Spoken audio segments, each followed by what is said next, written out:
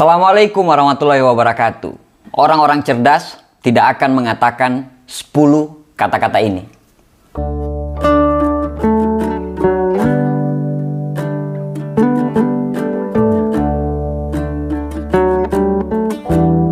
Orang-orang cerdas itu tahu kalau bahasa itu penting. Bahkan ada peribahasa mengatakan, kata-kata itu bisa lebih menyakitkan daripada sebilah pedang.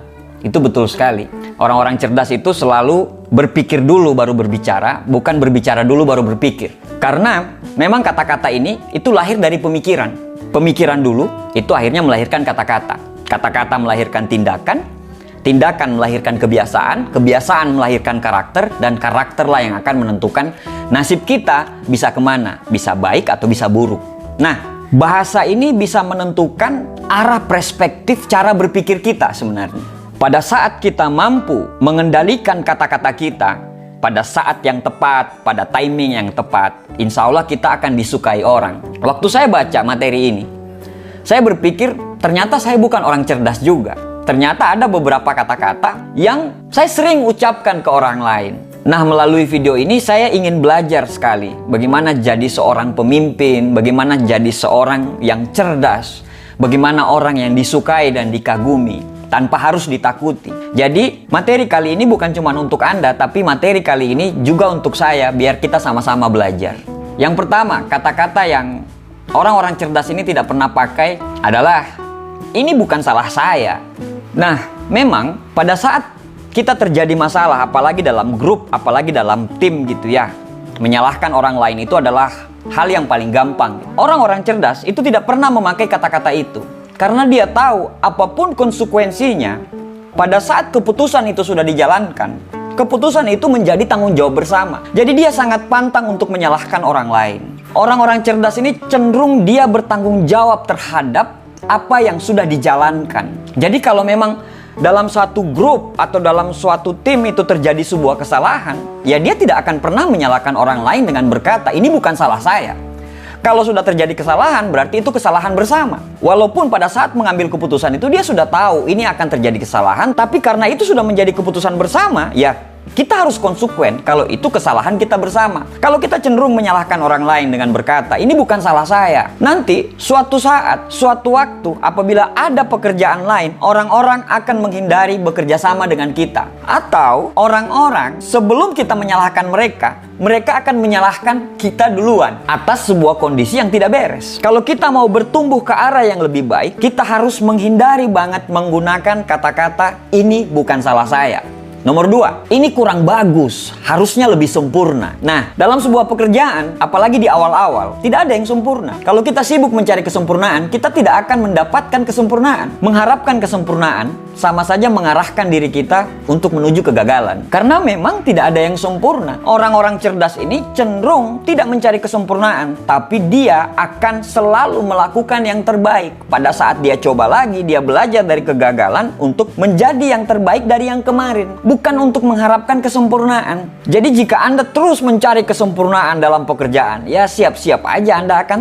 kehilangan yang terbaik. Kata yang ketiga yang dihindari oleh orang-orang cerdas adalah, ini di luar pekerjaan saya. Pada saat dia mendapatkan tugas dari bosnya, dari manajernya, sesuai dengan deskripsi itu, otomatis akan ada penilaian-penilaian yang dilakukan oleh manajer kita, dilakukan oleh bos kita gitu. Apabila kita cuma menjalankan job deskripsi kita saja, berarti sama saja kita hanya bekerja untuk mendapatkan gaji dan untuk mendapatkan keamanan kerja. Orang-orang cerdas ini umumnya dia selalu mendiskusikan dulu. Apabila dia melihat pekerjaan dia itu di luar job description dia, justru dia mendiskusikan dulu ke atasan dia, ke manajer dia, daripada kita harus langsung menolak mentah-mentah. Siapa tahu kalau Anda menjalankan itu, mungkin jabatan Anda bisa naik atau Anda akan mendapatkan penilaian plus dari bos Anda. Kita tidak tahu. Dengan melakukan diskusi tadi, akhirnya kita mendapatkan pemahaman jangka panjang kenapa itu harus dilakukan.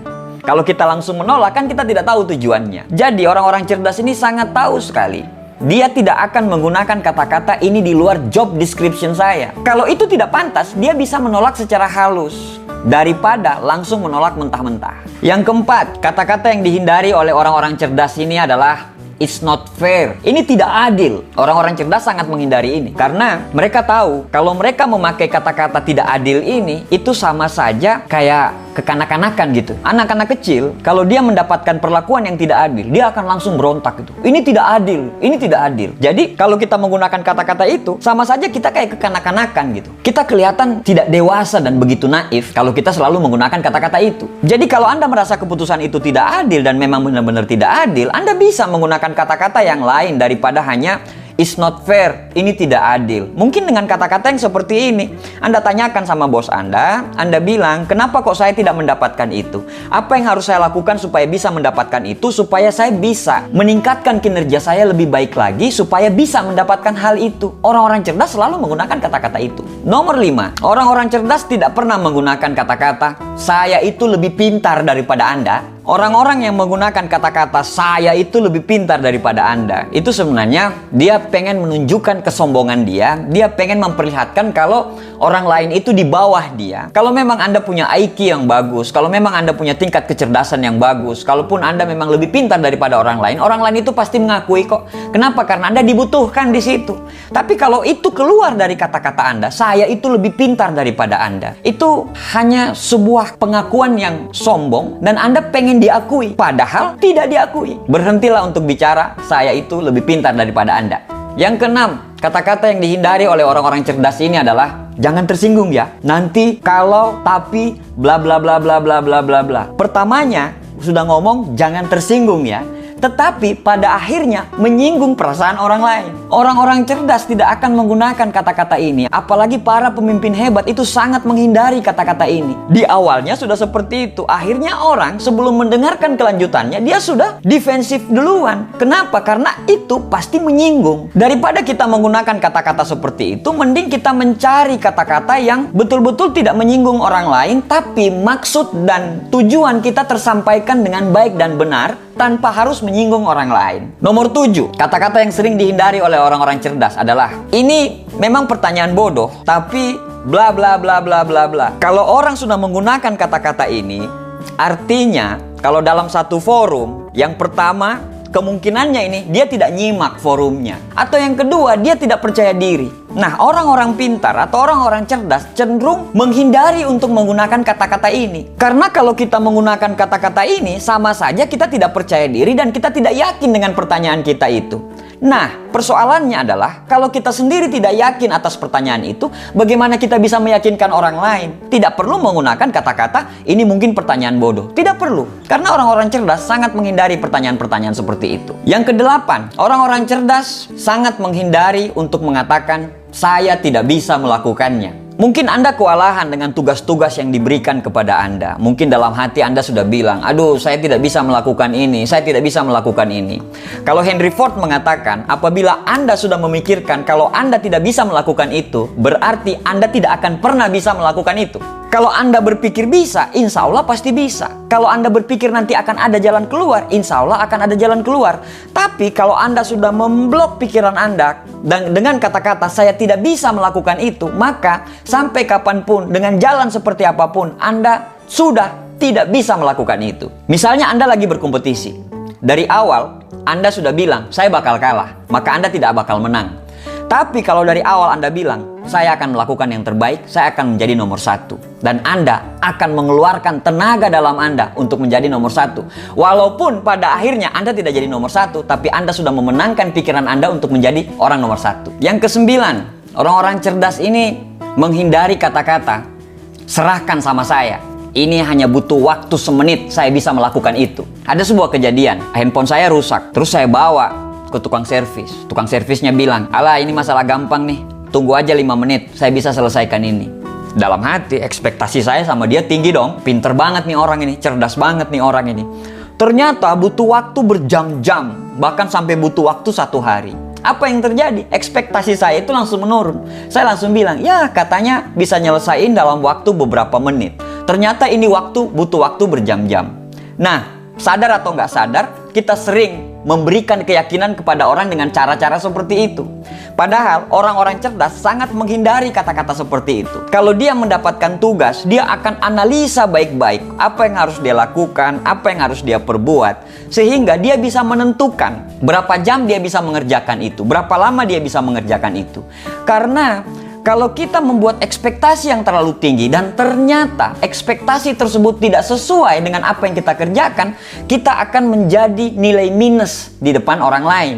Jadi sangat penting untuk menghindari kata-kata ini butuh waktu 1 menit, serahkan sama saya. Kita hindari kata-kata itu. Walaupun kita tahu kita bisa mengerjakan 1 menit, tapi tolong hindari menggunakan kata-kata itu. Yang ke-10, orang-orang cerdas sangat menghindari menggunakan kata-kata "kan sudah saya bilang". Ada beberapa orang apabila terjadi kesalahan, apabila terjadi misalnya dalam grup, dalam tim, terjadi suatu kegagalan, untuk melindungi diri dia akan selalu berkata, "kan saya sudah bilang, harusnya ini, harusnya itu". Padahal di mana dia waktu keputusan itu diambil? Kan keputusan itu keputusan bersama.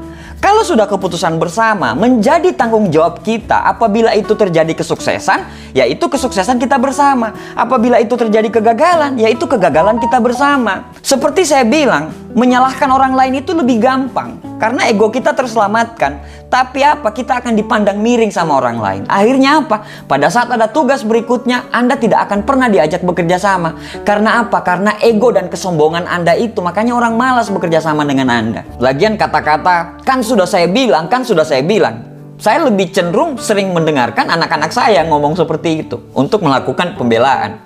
Jadi artinya apa? Kalau Anda sering menggunakan kata-kata itu, berarti Anda masih kekanak-kanakan lah. Anda belum bermain dalam sebuah tim. Anda belum bekerja dengan tim yang bagus. Dan mungkin Anda bukan seorang pemain tim yang bagus. Karena memang kata-kata ini terdengar sangat sombong karena menjatuhkan orang lain. Demikian sharing santai dari saya. Terlebih dan kurangnya saya mohon maaf. Assalamualaikum warahmatullahi wabarakatuh. Sukses buat kita semuanya.